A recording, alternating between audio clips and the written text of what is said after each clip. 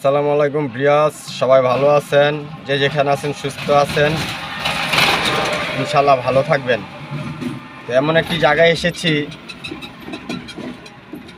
প্রকৃতিক আনন্দময়, যা ভাষায় প্রকাশ করা যায় না। এত সৌন্দর্য প্রকৃতিকের দৃশ্য আপনারা আসলেই বুঝতে পারবেন। দারুণ, আমার কাছে অসাধারণ মনে হচ্ছে। একটি অ্যাডভেঞ্চারের মাধ্যমেই আমরা আনন্দ খুঁজে পাই।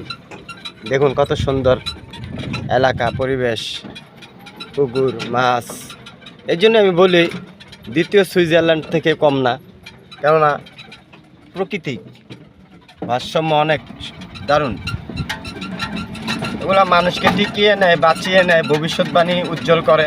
প্রকৃতি সৌন্দর্য, অক্সিজেন, গাছের ছায়া, ভালোবাসা, মাতৃভূমি সব যেন একই সাথে মিশে আছে আমাদের পরিবেশ।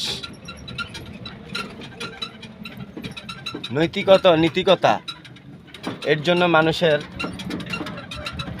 অনেক কিছু বোঝা উচিত,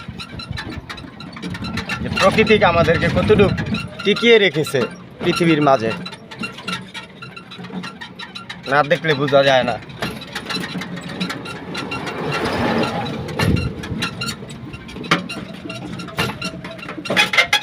এটা একটা তাল গাছ।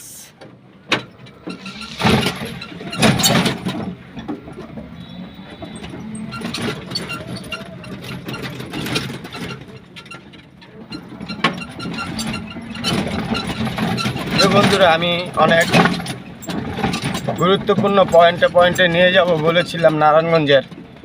এটা খুবই একটা গুরুত্বপূর্ণ পয়েন্ট। এখানেও মানুষ আসতে ভয় পায়, কিন্তু যেখানে ভয় পায় সেখানে আমি যাই। যেখানে আমার নিষেধ বেশি সেখানে আমি যাই বেশি।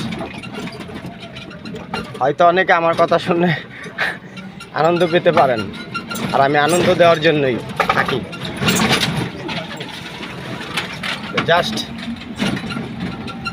এতটুকুই তুলে ধরার জন্য এসেছিলাম। আরও দারুণ সৌন্দর্য অনেক কিছু আছে, সেগুলো আপনারা উপভোগ করতে পারবেন।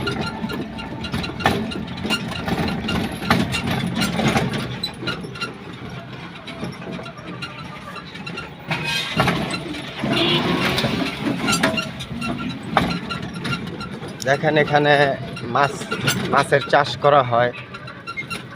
এর সাথে একটা মাদ্রাসা আছে বিশাল বড়, দারুণ। কোনো অংশে কম নয় সৌন্দর্য থেকে।